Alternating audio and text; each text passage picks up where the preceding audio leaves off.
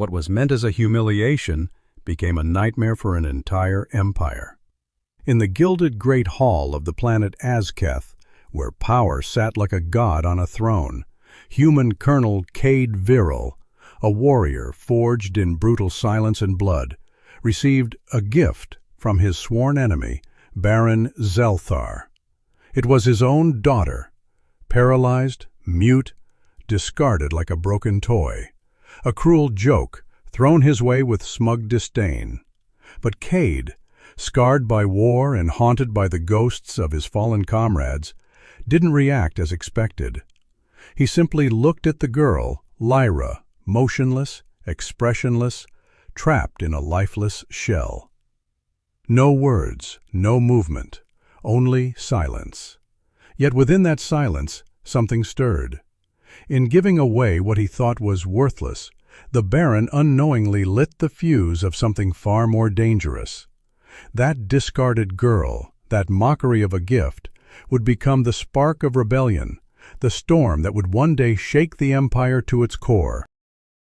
She didn't resist, but her eyes, that was what made Cade stay. In the cold blue light of the palace, Lyra, with skin like moonlit sapphire and hair like faded silver, just looked at him. No sound, no movement, only a strange flicker in her gaze. That wasn't the look of someone broken. It was the look of someone imprisoned. The entire command council scoffed when Cade accepted her, calling him a madman. To them she was just defective scrap tossed away by the Baron. But Cade didn't turn away.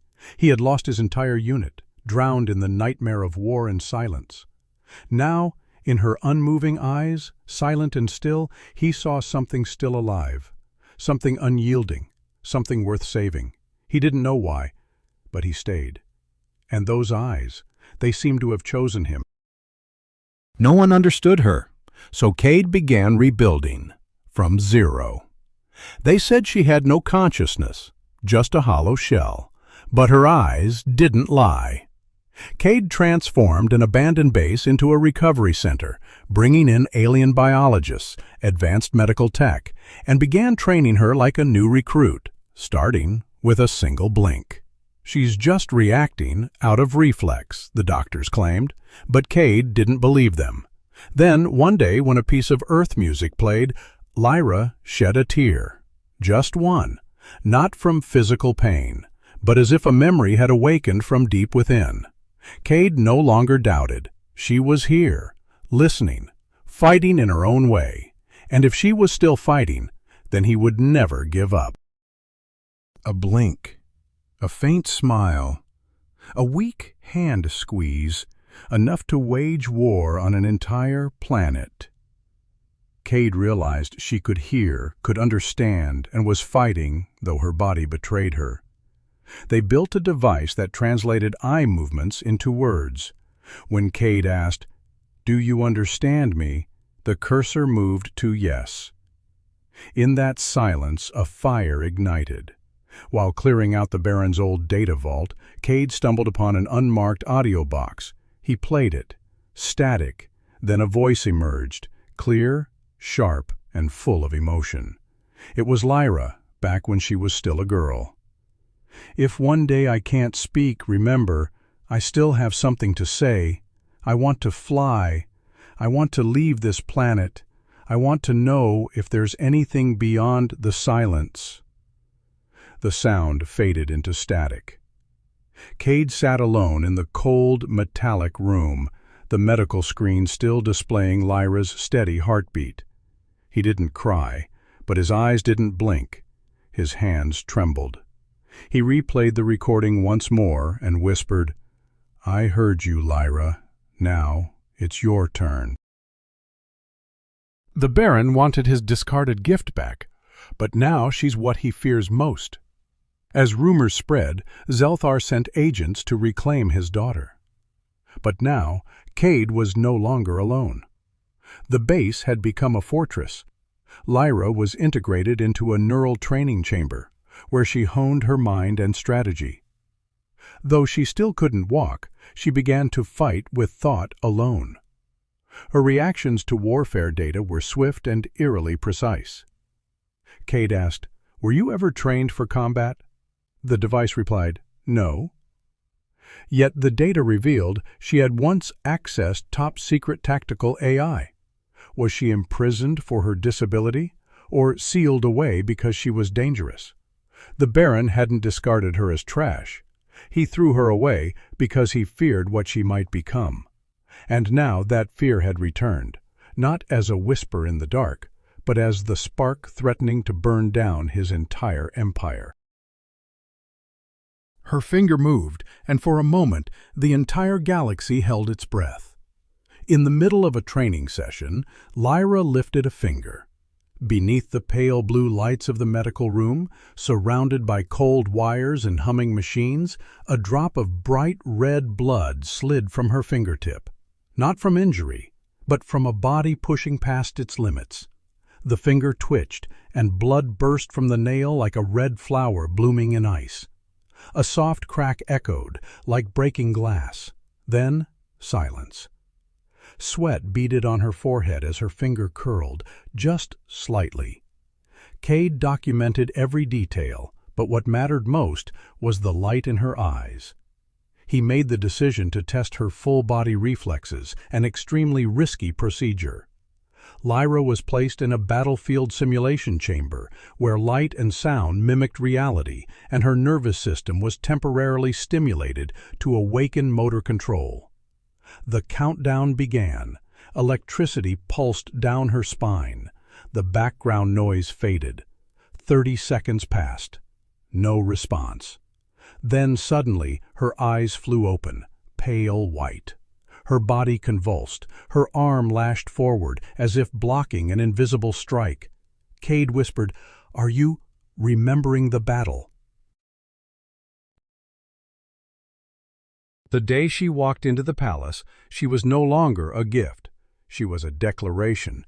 After a miraculous recovery, Cade, desperate to prove Lyra's return to life, secretly recorded her neural activity and broadcast it before the Allied Council.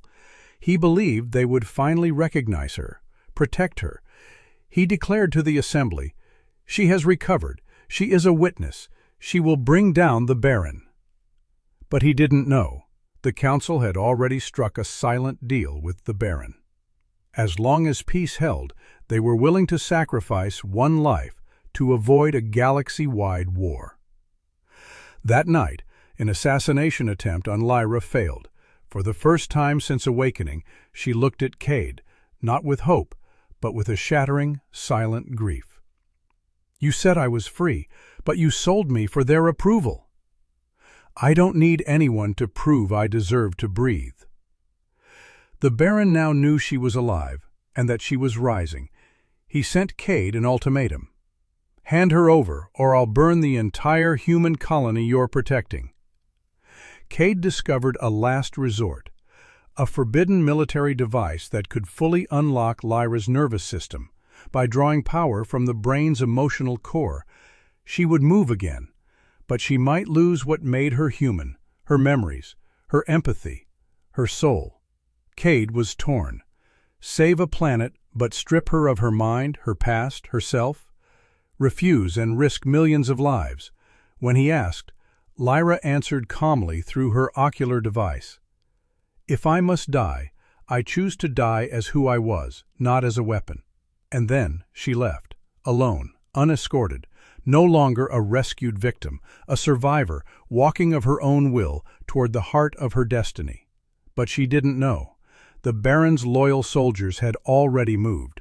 That same night, under the green rain of Azketh, they raided the base, captured her, and used a neuro-signal blocker, shutting down her body entirely, just like before, still, silent, helpless. When Cade returned, the room was empty. Only a blood smear on the floor, and one sentence carved into the wall remained. "Toys belong back in the box." The lights blinked on in the abandoned base. Azkethian rain fell.